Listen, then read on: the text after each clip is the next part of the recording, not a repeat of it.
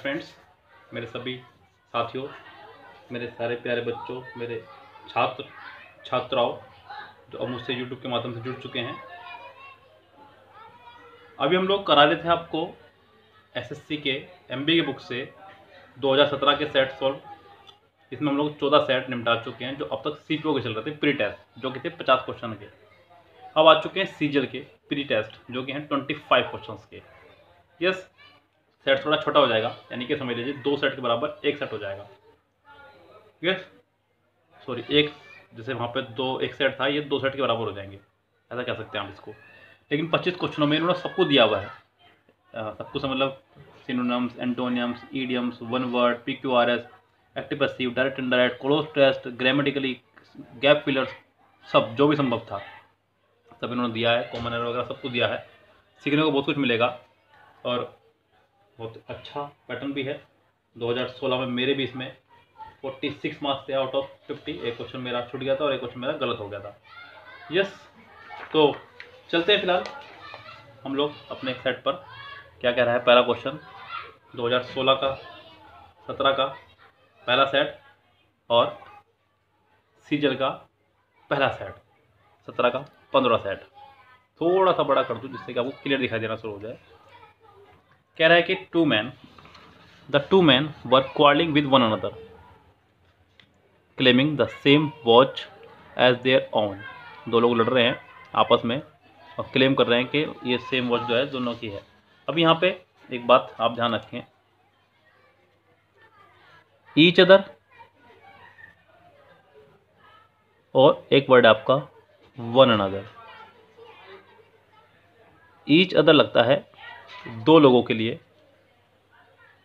या दो वस्तुओं के लिए, हालांकि लोग ही कहूँगा, दो से ज़्यादा के लिए, दो से ज़्यादा के लिए।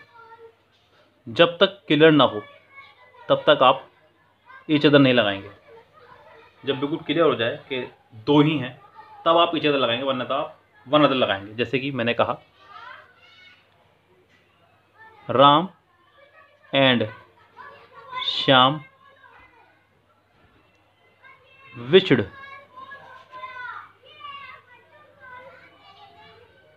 Happy Diwali to. अब यहाँ पे फिक्स हो रहा है कि दो लोग हैं तो अब यहाँ पे ईच अदर लगा सकते हैं, नहीं, ईच अदर ही लगाना होगा, ईच अदर। और अगर हो इस तरह से, द ऑफिस स्टाफ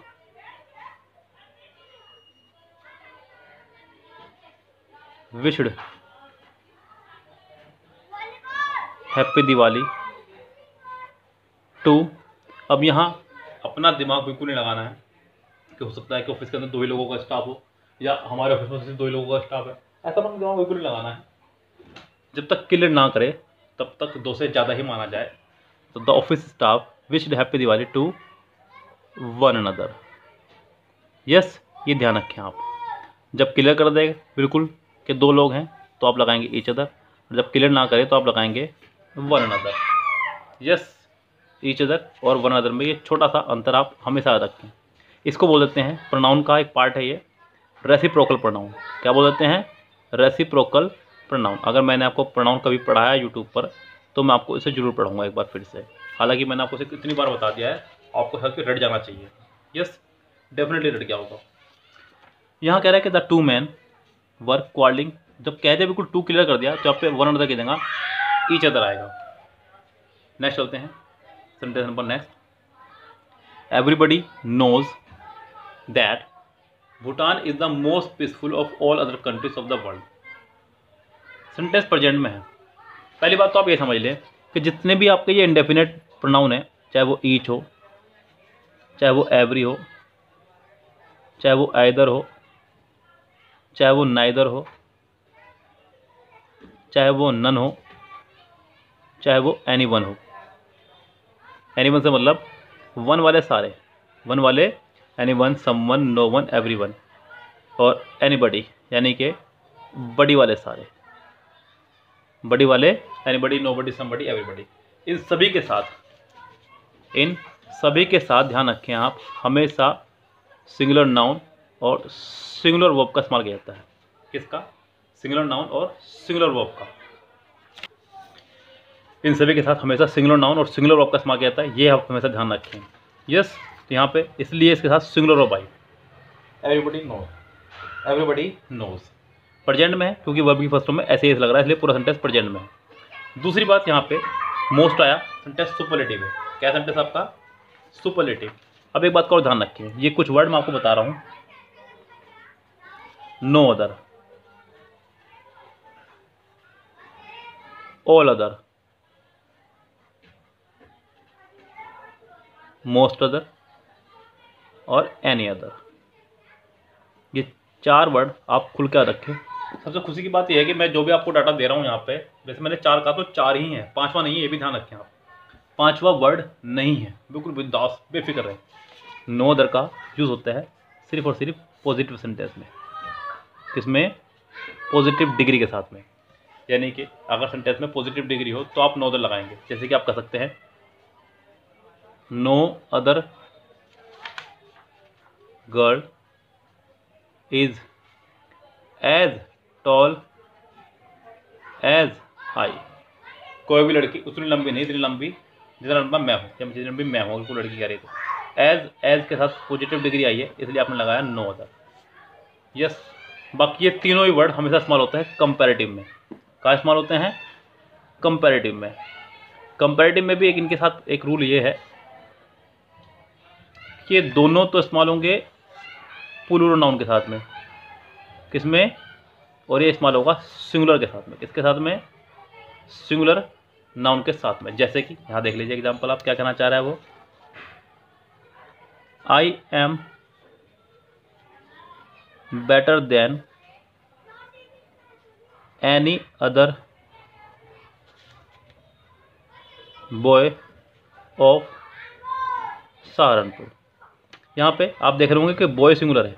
क्या है बॉय आपका? सिंगुलर, तो इसलिए आपने एनी अदर लगाया। अगर यहाँ पे ये ऐसा होता I am better than all other या मोस्ट अदर, फिर आप लगाते हैं यहाँ पे बॉयज़ ऑफ सहारनपुर। क्यों? क्योंकि यहाँ पे बॉयज़ प्लूरल है। क्या आपका बॉयज़ प्लूरल है, इसलिए आपने ऑल अदर या मोस्ट अदर में से कोई एक लगाया। कुल मिला के हमें एक बात पता चली, वो बात ये पता चली कि इन चारों में से किसी का भी इस्तेमाल सुपरलेटिव में नहीं हो रहा है। यानी कि ये बात हमें समझ में आ गई, इन चारों में से किसी का भी इस्तेमाल सुपरलेटिव में नहीं हो रहा है। तो यहाँ आप देखें ध्यान से, यहाँ सेंटेंस सुपरलेटिव है और उसने लगाया ऑल अदर। ऑल अदर का इस्तेमाल होता है कंपैरेटिव में। किसमें? कंपैरेटिव में। अब या तो मैं से कंपैरेटिव बनाऊँ, कंपैरेटिव बनाने के लिए मुझे मोर पीसफुल लगाना होगा, मोर के साथ दाने आता, फिर मुझे समस्या शुरू हो जाएंगी मेरे साथ में। दूसरी बात, यहाँ कहीं भी ये क्लियर नहीं हुआ कि बात 2 की हो रही है। कंपैरेटिव डिग्री का इस्तेमाल हमेशा 2 के लिए करते हैं, 2 से ज़्यादा के लिए नहीं करते। यहाँ क्लियर कहीं भी ये नहीं हुआ कि 2 की बात हो रही है। एवरीबडी नोज मतलब सभी लोग जानते हैं, तो कई लोगों की बात हो रही है। तो यहाँ पे आप अच्छा होगा कि आप यहाँ से अदर हटा दें। क्या हटा दें? यहाँ से आप अदर हटा दें, बाकी सेंटेंस अपने आप ठीक हो जाएगा। यस, उम्मीद करता हूँ आपको ये खूब अच्छे समझ में आ गया होगा। चलते हैं नेक्स्ट सेंटेंस पर। अगर अभी भी कोई डाउट है इस पर तो आप मुझे मैसेज कर सकते हैं, मैं आपको और अच्छे से क्लियर कर दूंगा इसको।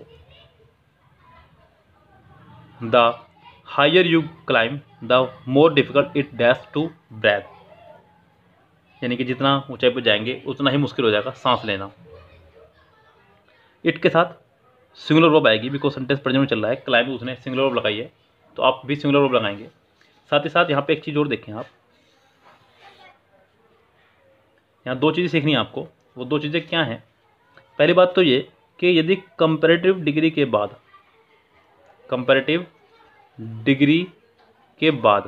अगर देन ना हो, कंपैरेटिव डिग्री के बाद अगर देन ना हो तो कंपैरेटिव डिग्री से पहले आप दा लगाएंगे।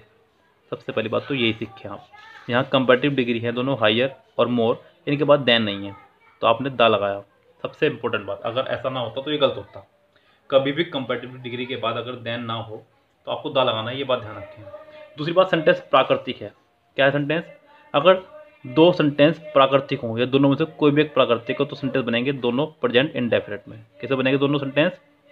प्रेजेंट इंडेफिनिट में। कैसे? जरा वो भी देखना आप एक बार। मैंने कहा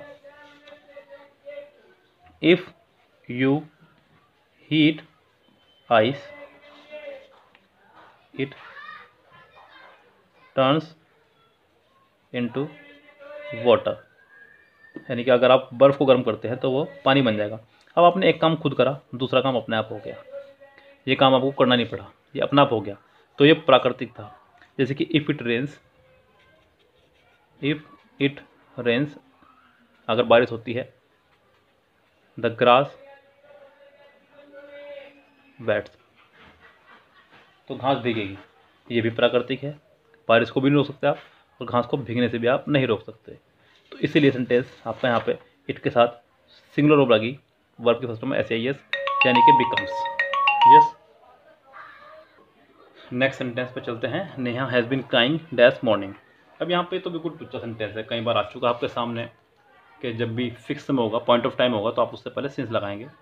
सिंस या फोर ही लगता है, फोर यहाँ कहीं है नहीं, सिंस ही आएगा। ये सिंपल हो गया, बहुत ज़्यादा सिंपल।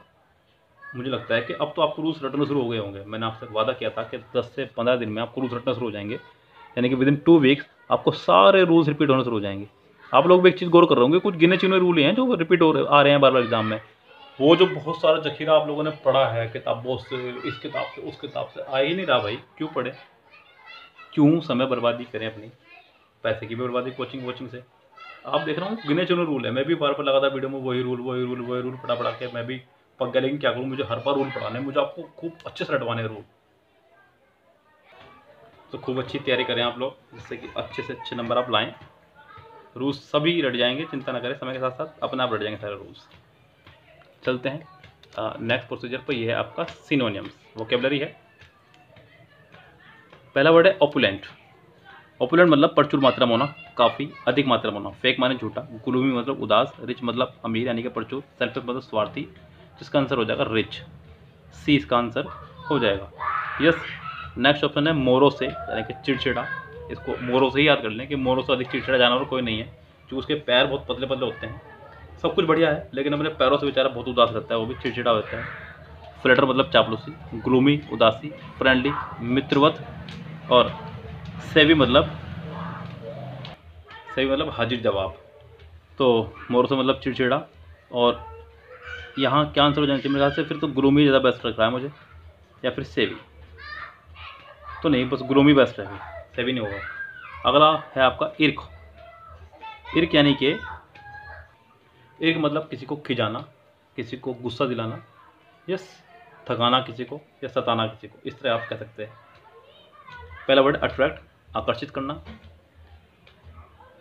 डिस्कोर्स यानी कि किसी को भाषण देना या उपदेश देना। इरिटेट मतलब चिड़चिड़ा। प्लीज यानी कि खुश। यहाँ पे हमें बताना है एंटोनियम्स। क्या बताना है आपको यहाँ पे? एंटोनियम्स। तो एंटोनियम के लिहाज से इसका आंसर हो जाएगा प्लीज, यानी कि खुशनुमा। यस, उससे अगला वर्ड है आपका ग्रोटेस्क्यू। ये भी आपके लिए बड़ा इंपॉर्टेंट और नया वर्ड है, यानी कि बेढंगा, विचित्र जिसको बोलते हैं। फ्री मतलब स्वतंत्र, ऑड मतलब भी अलग, प्लेन मतलब समान, क्वीर का मतलब भी होता है अजीबोगरीब। तो इसका आंसर हो जाएगा आपका प्लेन। यस, जो करेक्ट इसका आंसर हो जाएगा। अब है आपके इडियम्स। 2 इडियम है यहाँ पे। पहले इडियम है to keep the wolf from the door, यानी कि भुखमरी से बचना। अवॉइड स्टारवेशन, भुखमरी से बचना। अगला इडियम है आपका टीथिंग प्रॉब्लम। टीथिंग, इसको ऐसे याद रखें, जब बच्चा पैदा होता है और उसके दांत आने शुरू होते हैं तो सबसे पहली प्रॉब्लम यहीं से शुरू होती है। जैसे उसके दांत आने शुरू होते हैं उसको दस्त की समस्या या फिर कुछ और समस्या शुरू होती है। बच्चों को पता नहीं क्या समस्या होती है, क्योंकि वो तो बता पाता ही नहीं है। हम जो देखते हैं सिर्फ वो समस्या में दिखाई देती हैं। तो टीथिंग मतलब शुरुआती समस्याएं, शुरुआती समस्या को कहते हैं, यानी कि सबसे पहली समस्या जिंदगी में जो आती है वो है teething problem. Problem at the start of a new project, यानी कि शुरुआती समस्याएं। अब आपका आ गया है 2 sentence gap fillers, sentence improvement. पहला सेंटेंस है she did not like to have cafe, no I did. इसको भी मैं पिछले 2-3 दिन से लगातार आ रहा है क्वेश्चन। अगर कोई भी सेंटेंस किसी नेगेटिव वर्ड से स्टार्ट हो, कभी भी कोई सेंटेंस किसी नेगेटिव वर्ड से स्टार्ट हो, तो हेल्पिंग वर्ब उसके तुरंत बाद आएगी, फिर सब्जेक्ट आएगा। जैसे कि नोर आई डिड की जगह नोर डिड आई होना चाहिए था। नोर आई डिड की जगह नोर डिड आई, ज़्यादा बेसिस का ऑप्शन होता, यही इसका करेक्ट आंसर होगा भी। यस, जैसे कि आपने सेंटेंस पढ़ा होगा, एक रूल पढ़ा होगा आपने हार्डली का। क्या रूल बोलता है हार्डली का कि हार्डली और स्कार्सली से अगर सेंटेंस शुरू हो तो तुरंत बताती है हेल्पिंग वर्ब। हेल्पिंग वर्ब कौन सी? या तो डिड या हैड, या तो डिड या हैड। अगर डिड हो तो सब्जेक्ट प्लस वर्ब की फर्स्ट फॉर्म, और अगर हैड हो तो सब्जेक्ट प्लस वर्ब की थर्ड फॉर्म। नेक्स्ट पार्ट में रहेगा when plus subject plus second form. Yes, तो ये भी नेगेटिव ही वर्ड है, ये भी नेगेटिव ही सेंटेंस आपका। तो नोर डिड आई।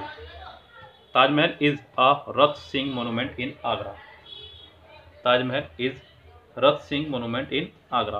तो आपको बताना होगा पहले कि Taj Mahal is a monument, Taj Mahal is a monument, फिर बताएंगे कि रथ सिंह देखने लायक। ताजमहल इज अ मोनूमेंट, रथ सिंह देखने लायक। चलते हैं नेक्स्ट पे। वन वर्ड सब्स्टिट्यूशन, दो वन वर्ड दिए इन्होंने। That which can not be corrected, यानी कि जिसको ठीक ना किया जा सके, जिसको ठीक ना किया जा सके। पहला वर्ड है इन इम्प्रेग्नेबल, यानी कि अपराजय, जिसको जीता ना जा सके। इमोलेशन, बलिदान या आत्मदाह करना। इनकोरिजेबल, जिसे सुधारा ना जा सके। इनएलिजिबल, अयोग्य। तो इसका आंसर हो जाएगा इनकोरिजेबल, जिसे सुधारा ना जा सके, corrected. A person who is blamed for the wrong doing of others, एक ऐसा व्यक्ति जो दूसरों के गलत कर्मों की सजा खुद भोग रहा हो या जानबूझकर उसने ऐसा किया हो, ऐसा व्यक्ति। पहला वर्ड है बर्सर, बोलते हैं खजांची को। अगला वर्ड है कैप्टर, ये पकड़ने वाले से बना है, यानी कि कैद करने वाला, कब्जे में लेने वाला। फ्लैगमेटिक, जल्दी क्रोध में आने वाला। और स्केपगोट, बलि का बकरा, औरों के लिए तकलीफ उठाने वाला। इसका आंसर डी हो जाएगा। नेक्स्ट वर्ड वही जो आप पहले सेट में कर रहे थे 5, अब ये 2 रह गए हैं। क्या है? इनमें से कोई 2 वर्ड करेक्ट हैं, वो कौन से हैं ये बताना है आपको। यानी कि in the following questions 4 words are given out of which 1 word is incorrectly spelled. इनमें से एक इनकरेक्ट लिखा हुआ है, वो कौन सा ये बताना है। Select the incorrectly spelled word. कोई एक गलत है, बाकी सब सही है। पहला वर्ड है कंसीव। कंसीव का होता है विचार करना, ये तो ठीक है। लाइजर, आनंद, ये भी ठीक है। नीज की स्पेलिंग गलत है, नीज की स्पेलिंग होती है NIECE, भतीजे या भतीजी के लिए लगता है वर्ड, तो नीज की स्पेलिंग गलत है। और राइन मतलब शासन या लगाम, तो ये इसका आंसर हो जाएगा नीज। उससे अगला है डिक्शनरी, DICTIONORY, यही गलत है बस शुरू में, DICTIONARY, यहाँ पे ओ की जगह ए होना चाहिए था, तो ये आपका करेक्ट ऑप्शन होता। इरिलीवेंट सही है। पेरिशेबल, ये बना आपका पैरिश से, यानी कि नष्ट होना। पेरिशेबल मतलब नष्ट होने लायक। और टेंजिबल का मतलब होता है जिसे आसानी से महसूस किया जा सके, यानी कि कोई चीज़ ऐसी जो स्पर्श करती हुई जा रही हो आपको, या स्पर्श किया हो जिसने, वो तो बोलते हैं टेंजिबल। ये हैं आपके PQRS टाइप 2। मैंने आपको बताया था कि PQRS होता है 3 तरह के। एक तो होता है कि वो कि जिसमें एक ही सेंटेंस जिसको तोड़ के दिया जाता है, यानी कि ग्रामेटिकली बेस्ड। दूसरा खूब सारे सेंटेंसों का कलेक्शन, उनको इकट्ठा करना होता है। और तीसरा दोनों का मिक्सचर, तो ये टाइप 2 का है आपका PQRS। ये थोड़े से ईजी बैठते हैं क्योंकि यहाँ पे ऑप्शन भी रोल प्ले करते हैं। अगर मैं सेंटेंस को पढ़ने से पहले ऑप्शन पे चलूँ तो ऑप्शन मुझे दिख रहा है P Q, यानी कि या तो सेंटेंस स्टार्ट होगा P से या सेंटेंस स्टार्ट होगा Q से। यस, यानी कि R और S को आपको देखना ही नहीं है, आप सीधा P और Q को देखें। It had been umpteen years since we had seen each other. One dull dark day in autumn, I was traveling on horseback through a dreary stretch of countryside. Countryside मतलब देहाती area को। Country का मतलब देश तो होता ही है, country का मतलब देहात भी होता है। यस, देश और देहात दोनों। तो कंट्री साइड मतलब देहात की तरफ। एक रात वो घोड़े पे जा रहा था, उसके बाद होगा जो भी होगा, यानी कि ये तो पक्की बात है कि सेंटेंस क्या उससे स्टार्ट होगा पहले, यानी कि 2 रेस से बाहर हुए, या तो A और B बाहर हुए, C या D में से कोई एक आंसर है। 50-50 पे आप आ चुके हैं। अब एक रात वह घोड़े पे बैठ कर जा रहा था देहात की तरफ। This was the house of Roderick Usher, यानी कि उसने देखा एक घर था, रोड्रिक हाउस का घर था वो। पहले देखे तो सही, उसने पहचाना कि this was the house of Roderick Usher who had been my childhood pal, जो उसका बचपन का, पाल का मतलब यहाँ दोस्त है। पाल मतलब फ्रेंड। यस, ऐसे बहुत सारे वर्ड है जो आपने शायद पहली बार देखे हों, जैसे कि लास, लास माने लड़का। यस, ऐसी लैड, माफी चाहूँगा, लास माने लड़की और लैड माने लड़का। लैड की स्पेलिंग में सिर्फ डी आएगा, यहाँ डबल एस आ जाएगा। लास माने लड़की, लैड माने लड़का, कुछ नहीं वर्ड है ये। तो जिसका बचपन का दोस्त था। At nightfall I came in sight of the house of Usher, it had been umpteen years since we had seen each others. तो ये बात की बात है, एक मिले हुए काफ़ी समय हो गए थे उनको। सी या डी में से कोई एक होगा। क्यों के बाद एस की संभावना ज़्यादा है, क्योंकि वो रात हो चुकी थी, बात रात की हो रही है। फिर उसने देखा कि ये तो घर रोड्रिक अशर का है, जिससे मिले उसे काफ़ी समय हो चुका था, यानी कि क्यू एस आर पी। इसका आंसर हो जाएगा सी।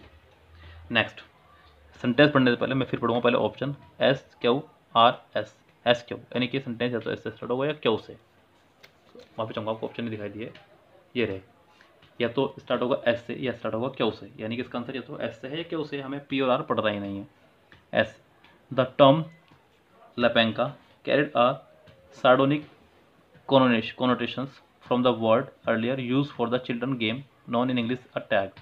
क्या वो भी पढ़ लेते हैं एक बार। A common German practice in occupied Poland was to round up random civilians on the streets of police cities। क्यों या एस में से किसी एक से स्टार्ट होगा। हालांकि दोनों ही सेंटेंस आपके कोर्स से स्टार्ट है। अब क्यों के बाद क्या आएगा ये देखते हैं, यानी कि ये तो कंफर्म हो गया मुझे कि सेंटेंस क्यों से स्टार्ट होगा। यस, एस से स्टार्ट नहीं होगा, इसे रेस से बाहर निकाल दीजिए। अब क्यों के बाद क्या आएगा देखते हैं, क्यों के बाद एस या क्यों के बाद पी। पी को अगर देखें तो यहाँ पे according to various estimate between ये तो ये देर वर अप्रोक्सीमेटली इतने 100 victims of this practice daily in wars alone with number on some days reaching several thousand. कई बार संख्या ज़्यादा भी गई है। यस, और as, the term lepanka carried a sardonic connotations from the word earlier use. यहाँ मुझे लग रहा है कि सेंटेंस आपका क्यों के बाद एस आना चाहिए और सेंटेंस का करेक्ट आंसर हो जाएगा आपका सी।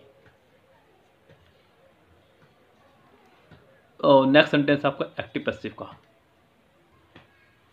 N elephant may be helped even by an ant. Sentence passive है पहले से ही, आपको उसको एक्टिव बनाना है। मॉडल वर्ब के साथ अगर बी लगा हो तो समझो सेंटेंस पहले से ही पैसिव है। यस, मॉडल वर्ब के साथ अगर लगा हो पहले से ही बी तो ये सेंटेंस आपका पैसिव है, आपको एक्टिव बनाना है। ध्यान दीजिए, कभी भी अगर मॉडल वर्ब के साथ हो फर्स्ट फॉर्म तब तो वो है एक्टिव, और अगर मॉडल वर्ब के साथ बी प्लस थर्ड फॉर्म हो समझो वो है पैसिव। यानी कि अब आपको इससे ये बनाना है, यानी कि ये ध्यान दीजिएगा कि यहाँ पे मे भी लगा हुआ है तो आपको बी हटाना है, सिर्फ मे चाहिए। और जब मे आएगा तो फिर फर्स्ट फॉर्म आएगी, क्या आएगी फिर फर्स्ट फॉर्म। अब मे कितनों में है ये देख लीजिए, पहले वाले में कैन है तो ये रेस से बाहर हुआ। मैंने आपको पहले भी बताया था जब मैं पढ़ा रहा था आपको कि आप कोशिश करें कि सेंटेंस को रेस से बाहर निकालने बनाने की कोशिश ना करें, आपका नहीं बनेगा सेंटेंस। आप सिर्फ रेस से बाहर निकालें। पहले में कैन है इसलिए रेस से बाहर, दूसरे में है रेस में शामिल, तीसरे में है रेस में शामिल, चौथे में ऑट टू आ गया रेस से बाहर। तो आंसर आपके 50-50 हो गए, बी और सी में से कोई एक होगा। अब आप देखें वर्ब के बाद क्या है, even by an ant. By के बाद जो होता है वो ऑब्जेक्ट कहलाता है, वो सब्जेक्ट बन जाएगा। एन आंट से सेंटेंस शुरू होगा, यानी कि इसका आंसर बी हो जाएगा। बाय के बाद जो भी होता है वो ऑब्जेक्ट एक्टिव बनाते वक्त सब्जेक्ट बन जाएगा, पैसिव बनाता है वो ऑब्जेक्ट बन जाता है। Please don't cry he sad 20। He backed that. Imperative sentence कभी भी दैट से नहीं कनेक्ट होते, ये कन्फर्म है। He begged me not to cry, he said to please him and not to cry. बिल्कुल एक सलाह तक ये गलत है। यस, क्योंकि सेंटेंस को प्लीज़ हटना चाहिए, ये डेफिनेट या तो रिक्वेस्ट आएगा या फिर बैग्ड, ठीक है। सेंटेंस अगर नेगेटिव है तो आपको नोट टू से पहले लगाना होगा, टू के बाद नोट नहीं आएगा। यस, ये भी ध्यान रखें। तो यहाँ पे बी इसका आंसर करेक्ट हो जाएगा। The dash of lectures could be enhanced by introducing the lecture with a brief review of the work dash. It should also be indicated how the day's lecture dash into course pattern. A lecture should dash be presented in one unbroken discourse। यानी कि मैंने इसको तेजी से पढ़ा, इसलिए पढ़ा ये देखने के लिए स्टोरी प्रेजेंट पे पास में। हालांकि ये वोकेबलरी बेस्ड है तो ज़्यादा इफेक्ट नहीं पड़ता कि स्टोरी प्रेजेंट में हो या पास्ट में। अब आप चलते हैं पैराग्राफ पर, क्या कहना चाह रहा है और क्या इसके भाव निकल रहे हैं। मुझे ऑप्शन भी साथ दिखाने होंगे, तो थोड़ा सा मुझे वीडियो करना होगा छोटा। यस, और चलता हूँ मैं आपके लिए ऑप्शन के साथ में। ये ऑप्शन समेत दिखाई दे रहा है आपको, उम्मीद करता हूँ क्लियर दिख रहा हो सबको। कह रहा है कि the dash of lecture could be enhanced by introducing the lecture with a brief review of the work dash. जो लेक्चर की आपको बढ़ानी है क्षमता, वो ये है कि आप पहले उसको इंट्रोड्यूस करें, lecture with a brief review of the work dash. जो भी आपने लेक्चर दिया है पहले या बाद में, वो तो बात की बात है, उसको आप उसके बारे में पहले रिव्यू दें कि आप करने क्या वाले हैं। लेक्चर के कभी भी कॉलेज के अंदर का लेक्चर हो, लाइक मुझे आज रिफ्लेक्शन पढ़ाना है, तो मैं पहले बताऊंगा पूरा कि रिफ्लेक्शन हमारे डेली यूज़ में कैसे काम आता है, साइंस में खासकर, क्योंकि साइंस समझना सब्जेक्ट है, रटने का नहीं। उन्हीं में से एक इंग्लिश भी। अगर अच्छी इंग्लिश मुझे पढ़ानी है तो खाली ये नहीं कि मैं सेंटेंस सोल्व कराऊँ और चल दूँ, किसके बी पार्ट में गलती है, किसी पार्ट में गलती है, या फिर पीछे जो सोल्यूशन दिया है वो उसी को क्लियर करूँ। ऐसा नहीं होता मेरे साथ भी।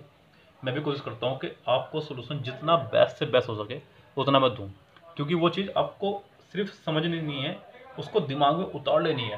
दोबारा जब भी आपके सामने आए आपको कभी कोई प्रॉब्लम ना है उससे जुड़ी हुई। ऐसी मेरी भावना रहती है हर बच्चे के प्रति।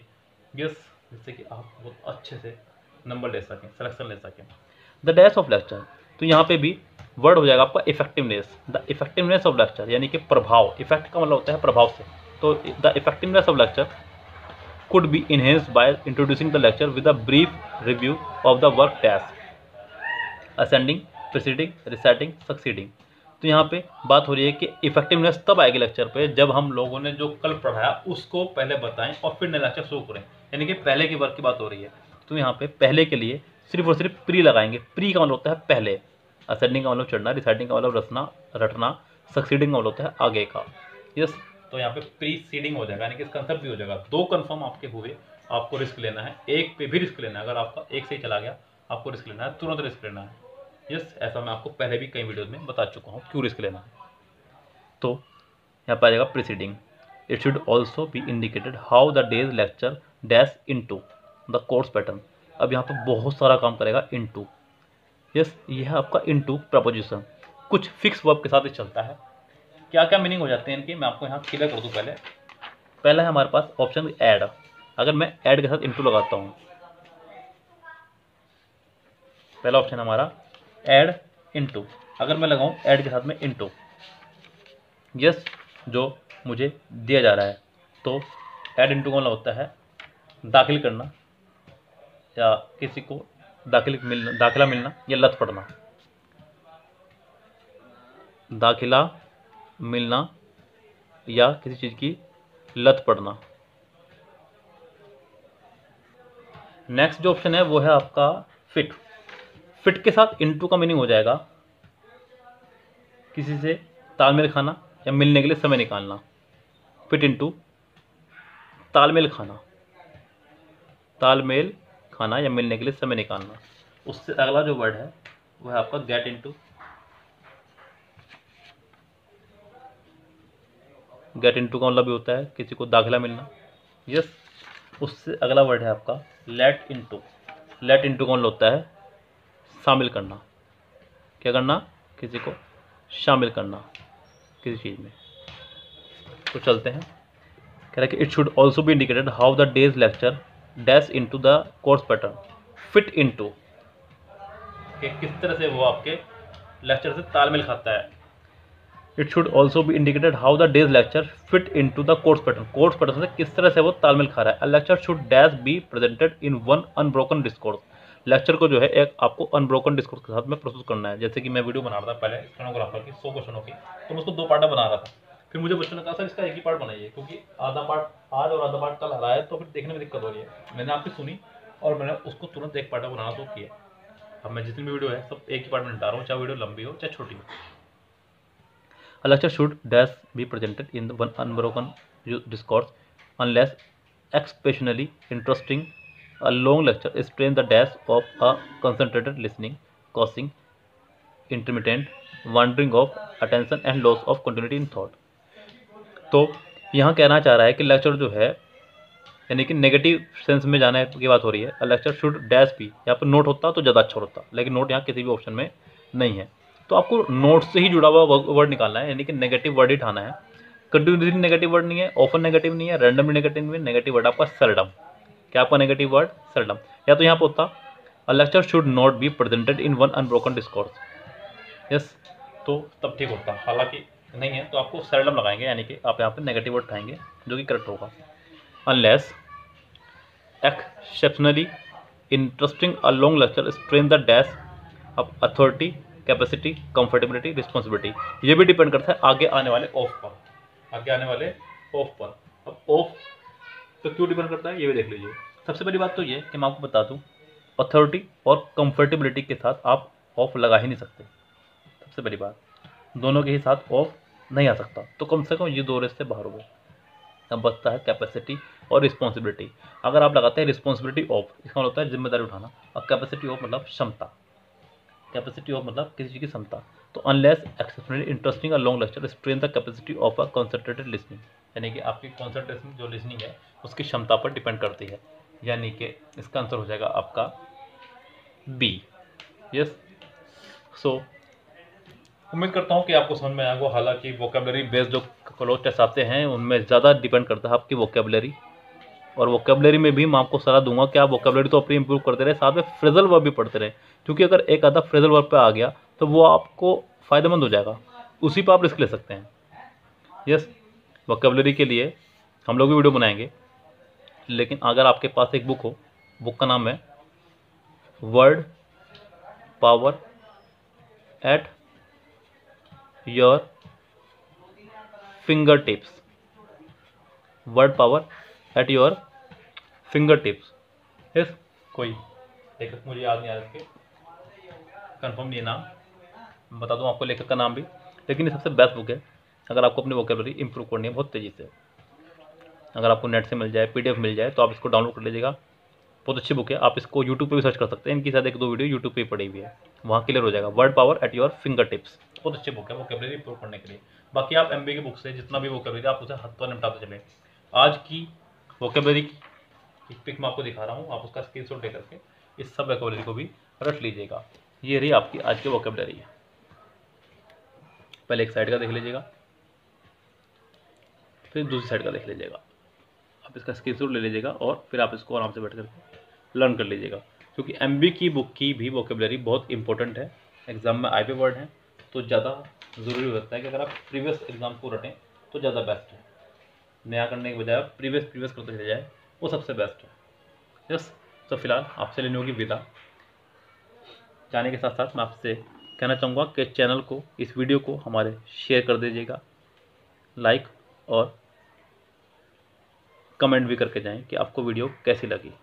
और जिन लोगों ने अभी तक सब्सक्राइब नहीं किया वो सब्सक्राइब कर लें। क्यों? क्योंकि हम लोग डेली एमबी की बुक की 2 वीडियो, उसके अलावा की ईडीएम की, कोई ग्रामर की या फिर मिरर ऑफ कॉमनर की, यानी खूब धमाकेदार वीडियोस डाल रहे हैं आजकल हम लोग।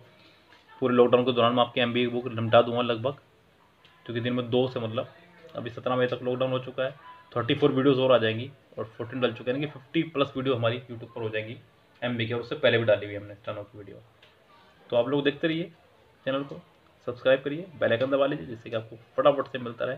साथ में मैं आपको टाइमिंग बता दूं, हम लोग टाइमिंग डाल रहे हैं, सुबह 8 बजे एक वीडियो आ रही है पहले वीडियो एमबी की बुक की, और शाम में 6 बजे आ रही है एमबी की बुक की वीडियो। ये है हमारी टाइमिंग। और 11 बजे ईडम्स की वीडियो, 2 बजे या तो कोई भी रूस की कोई वीडियो या फिर मिरर ऑफ कॉमन एरर, ऐसी कोई भी वीडियो। यस, ये सब आपके लिए की जा रही है इतनी मेहनत। आप फटाफट से चैनल को लाइक शेयर सब्सक्राइब कर लीजिएगा। ये सेट जो मैंने कराया आपको, ये था सीजल का सेट। अब 2017 में सीजल स्टार्ट हो जाएगा। ये है आपका 15 से स्टार्ट सीजल, और सीजल सीजल सीजल सीजल सीजल चल रहा है कंटिन्यू सेट ये 41 तक। उसके बाद पीछे भी सीजल है इसमें। यस, यहाँ फिर सीजल के सेट आ जाएंगे। लेकिन एक खुशी की बात यह है कि यहाँ पे स्टेनोग्राफर के जो सेट है मैंने पहले निपटा रखे हैं आपके। यस, फिर सीपीओ में, और ये 2017 आपका बहुत जल्दी निपट जाएगा। इसमें नहीं चाहता जल्दी, इसलिए क्योंकि हम लोग 2 वीडियो बना रहे हैं। एक वीडियो बनाता तो शायद ना निपटता, इसलिए मैंने 2 वीडियो बनाने का फैसला लिया। जिससे कि मैं अपनी जिम्मेदारी से फारिग हो जाऊँ। आप ये ना कहेंगे सर ने काम शुरू करा और निपटाया नहीं, क्योंकि जब लॉकडाउन खुल जाएगा तो हम भी बिजी हो जाएंगे बैच में अपने। इसलिए फिलहाल have a nice day, see you tomorrow, शब बखैर, गुड नाइट।